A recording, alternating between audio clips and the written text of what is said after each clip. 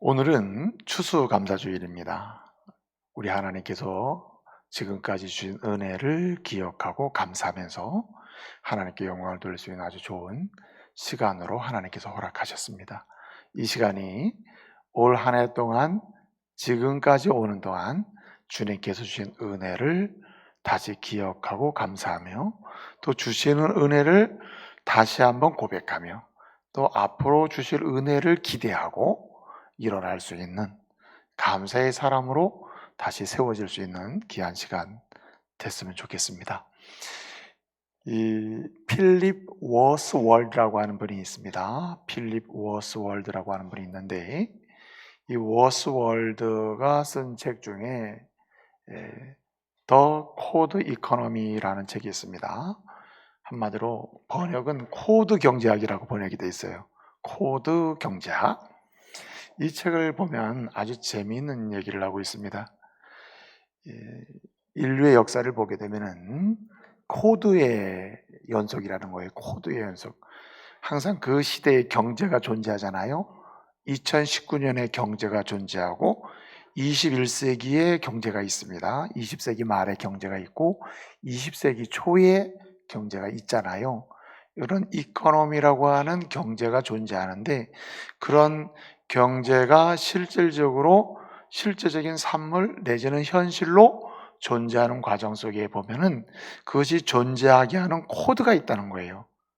그래서 그 코드를 정확히 그 시대의 코드를 정확하게 분류하고 정확하게 파악하고 정확하게 분석함으로써 그 시대의 경제를 생산하는 경제를 만들어내는 주역이 될 수도 있고 그렇지 않을 수도 있다. 코드가 대단히 중요하다는 겁니다. 그래서 한마디로 원시 시대는 뭘로 물건을 만들고 또 찍기도 하고 했습니다. 돌도끼. 이 돌도끼 코드가 있다는 거죠.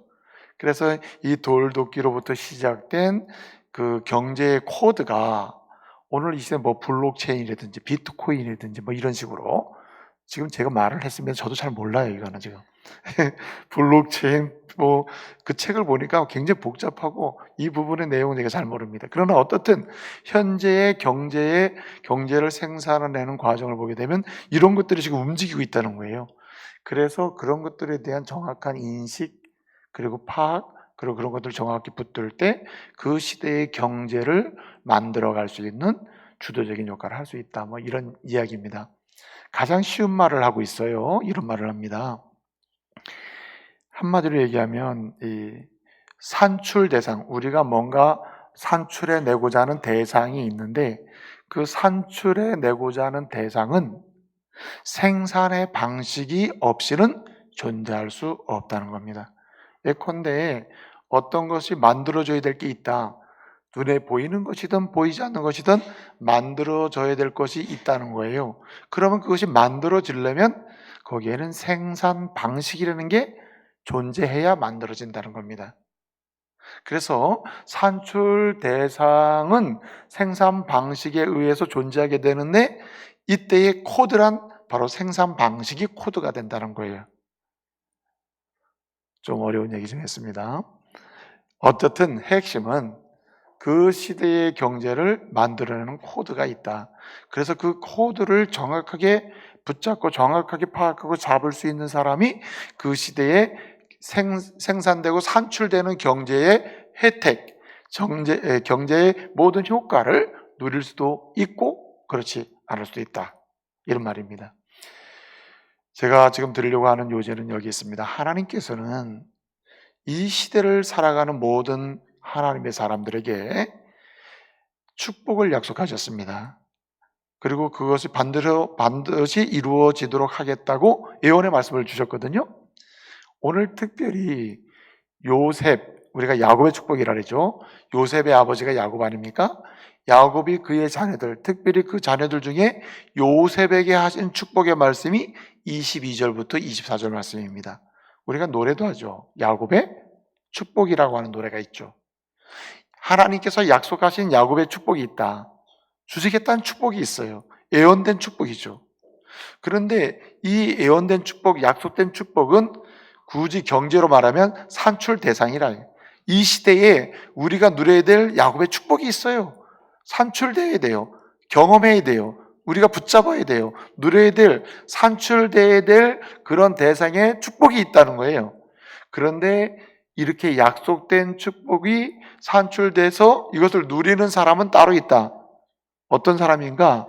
한마디로 이 야곱의 축복을 산출해내는 코드. 그 코드를 알고 코드를 붙잡고 그 코드를 따라가는 사람이 약속된 야곱의 축복을 누릴 수가 있다는 겁니다. 그 코드가 뭘까요? 제목을 보십시오. 코드가 바로 감사라는 겁니다. 감사. C. 쿨리지라고 하는 사람이 이런 말을 했습니다.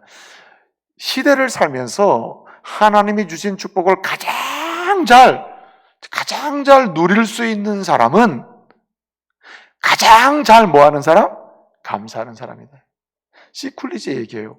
한마디로 하나님이 약속하신 축복을 가장 잘 누리고 가장 잘 경험할 수 있는 사람은 가장 잘 그 시대에 감사하는 사람이다. 사실 이것은 C. 쿨리지가 얘기했지만 성경의 약속입니다. 성경은 주님이 말씀을 통해서 이렇게 축복을 약속해놔요. 예언해 놓습니다. 오늘 야곱의 축복이 요셉에게 예언돼 있거든요. 근데 놀라운 결론은 뭐냐면 야곱이 역사 속에서 그 축복을 누렸다는 거예요. 한마디로 야곱의 축복, 아버지가 자기에게 주신 이 야곱의 축복, 예언된 야곱의 축복, 요셉이 그것을 받고 어떻게 했습니까? 그것을 그냥 기억으로, 생각으로, 메시지로만 가지고 있던 게 아니라 역사 속에 실제로 가시적인, 한마디로 산출 대상으로 이렇게 만들어서 누렸다는 거예요. 자, 그 코드가 뭐였다고요? 생산 방식이 뭐랬다고요? 감사다, 감사. 그래서 여러분, 요셉은 평생 감사. 요셉은 평생 감사하는 가운데 주님께서 아버지 야곱을 통해서 주신 약속된 축복을 삶 속에서 누렸고 그 이후에 그 후손들도 누리는 역사를 본 사람이 바로 요셉입니다. 그러므로 저와 여러분이 야곱에게 약속하셨던 그 축복, 오늘도 유효한데 오늘 이 시대에 우리가 야곱의 축복을 현실적으로 누릴 수 있고 경험할 수 있고 가장 확실하게 경험할 수 있는 사람이 되려면은 오늘의 요셉이 되면 되는 겁니다. 요셉이 사용했던 그 시대적 코드를 우리도 사용하면 돼요. 그 코드는 유효하다. 요셉처럼 변함없이 항상 감사하는 사람이 된다면 요셉이 경험했던 약속된 축복을 저와 여러분도 누리게 될 줄 믿으시기 바랍니다. 그 축복이 무엇입니까? 세 가지 축복이에요. 평생 감사하며 사는 사람에게 약속된 세 가지 축복이 있다. 주님이 약속해 놓은 축복을 누리게 되는 그 축복은 첫째는 무성한 가지입니다. 무성한 가지. 이 무성한 가지의 축복은 22절 나오는 말씀입니다. 무성한 가지의 축복은 뭐냐면 풍성한 열매, 시대 속에서 반드시 경험하고 얻어야 될 풍성한 열매를 가리키는 겁니다. 풍성한 열매. 자손으로 이야기하면 자손의 창대함을 가리키는 거예요. 자손의 번성함, 자녀의 번성, 자손의 창대함, 이것을 가리킬 때 무성한 가지의 축복이다 이렇게 말하는 겁니다. 요셉은 평생 감사하는 가운데 약속된 무성한 가지의 축복을 누린 사람이에요. 그러므로 우리도 요셉처럼 평생 감사하는 가운데 무성한 가지의 축복, 삶의 여정에서 반드시 맺어야 될 하나님이 약속하신 그 열매를 풍성히 맺는 무성한 가지의 복을 누리시기 바랍니다. 두 번째는 무슨 복이죠? 담을 넘는 가지의 축복입니다. 담을 넘는 가지의 축복. 여기 담을 넘는 가지의 축복은 뭐냐면 하나님이 내게 주신 풍성한 열매의 축복이 그리고 번성과 창대함의 축복이 차고 넘쳐서 나에게만 누려지는 게 아니라 나를 통하여 다른 사람에게도 전달되는 거예요. 그래서 야곱의 축복을 보면 축복의 뭐라 그러죠? 통로, 축복의 통로가 되는 겁니다. 그 야곱의 축복 중에 하나가 너는 축복의 통로가 된다는 겁니다. 요셉은요, 자신만이 무성한 가지의 복을 누린 게 아니고 다른 사람 누리도록 담을 넘는 가지의 축복을 경험했다. 그러니까 이스라엘이 몇 지파로 되어 있죠? 12지파로 되어 있죠.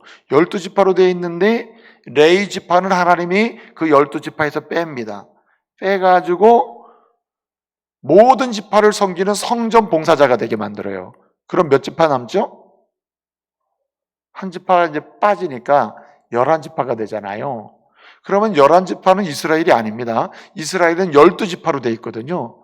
그러면 레위 지파가 빠진 다음에 들어간 지파는 뭘까요? 요셉 지파가 2지파가 돼버려요. 요셉은 2아들이죠? 므낫세와 에브라임이 요셉의 2아들이잖아요. 그래서 요셉은 빠지고 요셉의 2아들이 2지파가 들어가니까 다시 12지파가 되는 겁니다. 그 말은 뭐냐면 요셉은 2지파가 그 12지파 속에 들어가면서 요셉을 통하여 이스라엘 전체가 복을 받게 됐다는 말입니다. 여러분 보세요. 이스라엘 사람들이, 야곱의 자녀들이 너무너무 기근과 흉년으로 힘들어질 때 이 모든 야곱의 아들들을 살린 사람이 누굽니까? 요셉이죠. 요셉이 국무총리하고 있는 동안에 애굽으로 가서 다 살아나잖아요. 담을 넘는 가지가 되는 겁니다. 축복의 통로가 되는 거예요. 그러므로 평생 감사하는 가운데 여러분도 여러분 자신만 무성한 가지로 끝나는 이런 은총의 수준에 머무는 게 아니고 어떤 게 담을 넘는 가지의 축복을 경험하는 축복의 통로로서 은혜를 경험하는 우리 믿음의 가족 되시기 바랍니다. 또 한 가지는 오늘 말씀 보게 되면 24절을 보게 되면요, 24절에 뭐라고 그랬습니까? 이렇게 얘기합니다. 23절, 활 쏘는 자가 그를 학대하며, 그 다음에 적개심을 가진 자가 그를 대적하고 그를 쏜다 그랬습니다. 그러니까 학대하고 대적한다 이렇게 했어요. 학대하고 대적한다. 뭘 쏘면서? 활을 쏘면서라고 했습니다. 여러분, 세상을 살아보면 우리가 하나님의 은혜로 무성한 가지가 되고 담을 넘는 가지가 되잖아요. 그럼 세상 사람들 그냥 둬요, 안 둬요? 공격합니다. 공격해. 하나님의 사람들이 무성한 가지의 복을 받고 담을 넘는 가지의 복을 받잖아요. 세상 사람들은 잘합니다 하고 박수 쳐주는 게 아니라 공격하고 빼앗으려고 하고 무너뜨리려고 한단 말이에요. 그래서 뭐래요? 활을 쏜다는 말이 그 말입니다. 그런데 여러분 어떻습니까? 활을 쏴서 대적하고 활을 쏴서 적개심을 일으키지만 요셉은 망하지 않았다는 거예요. 한마디로 승리하는 복을 얻었다는 거예요. 이걸 가지로 말하면 뭐라냐면 따라합시다. 꺾이지 않는 가지. 꺾이지 않는 가지다. 무성한 가지에 담을 넘는 가지에 세상은 담을 넘어가서 막 축복하려고 할 때 이 가지를 꺾어버리려고 하거든요. 그런데 아무리 세상에서 꺾으려고 해도 꺾여지지 않는다는 거예요. 무슨 복? 승리하는 복을 받는다는 거죠. 이제 말씀을 줄여볼게요. 여러분, 평생 감사하는 가운데 무성한 가지의 복, 풍성한 열매와 창됨의 복, 그리고 담을 넘는 가지의 복, 나만이 누리는 게 아니라 다른 사람이 나 때문에 하나님의 복을 받는 축복의 통로가 되는 복, 심지어는 아무리 세상이 우리를 공격해도 쓰러지지 않고 넘어지지 않고 세상을 이기는 승리하는 복, 꺾이지 않는 가지의 복 누리시기를 말씀으로 축복합니다. 자, 이것을 누리려면 누구처럼 감사해야 됩니까? 요셉처럼 감사해야 돼요. 요셉처럼. 그러면 요셉은 어떻게 했길래 그 복을 누릴 수 있었을까요? 그 은총을 생산해서 약속된 대로 생산해서 누릴 수 있었을까요? 그 코드가 뭐였을까요? 어떤 감사의 코드였을까요? 감사긴 감사인데 종류가 있어요. 첫째는 믿음으로 자신을 하나님께 맡기고 드리며 자신의 것을 나누는 감사를 했다는 거예요. 여러분, 진정한 감사는 마음에만 있는 게 아니에요. 진정한 감사는 믿음으로 자기 자신을 하나님께 맡기는 것이고 드리는 것이고 자신에게 있는 것을 믿음으로 뭐 하는 거예요? 나누는 것입니다. 나누는 것. 하나님은 이러한 감사를 기뻐 받으시고 무성하게 하시고 담을 넘게 하시고 꺾이지 않게 하신다. 여러분 한번 보세요. 여러분 혹시 아낌없이 주는 나무 다 읽어봤죠? 그림동화 있잖아요. 셀 실버스타인이 쓴 그림동화인데 이게 아주 오래된 동화예요. 1964년에 만들어진 동화입니다. 그런데 이 동화를 보게 되면, 이 그림 동화를 보게 되면 거기 한 소년과 한 나무가 있었다. 한 마을에. 이 소년은 아침 자고 일어나면 바로 그 나무에게로 놀러간다. 그래서 나무에 기어 올라가서 놀기도 하고 거기에 매달려 있는 그네를 타고 놀기도 한다. 그래서 이 소년은 나무에게 굉장히 친숙해. 이 나무는 그 소년을 위해서라면 아무리 매달려도, 아무리 올라와서 막 그냥 힘들게 해도 그냥 그런 행복한 거예요, 나무가. 그리고 어느 날 성장하면서 나무에서 멀어져요. 어느 날 찾아와요. 내가 집을 짓고 싶은데 어떻게 하면 좋겠냐? 이 나무가 얘기해요. 내 가지를 잘라서 나무를 쳐라. 집을 쳐라. 그래서 집을 짓는 겁니다.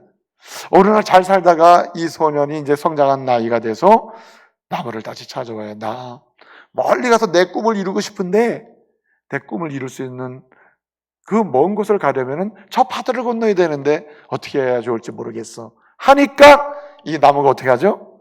나를 잘라서 배를 만들어서 배를 타고 가라.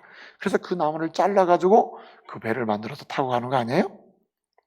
그래서 인생을 삽니다. 어느 날 이 사람이 노인이 돼가지고 나 이제 고향으로 가고 싶다. 그래서 고향을 찾아와요. 찾아오니까 아무도 반기는 사람 없는데 반기는 것, 앉을 만한 것 딱 하나가 있어요. 자기가 오래전에 자른 나무 밑둥이 남아있는 거야. 그래서 거기 밑둥이 앉아가지고 회상도 하고 지난 날을 돌아보기도 하는 이런 이야기입니다.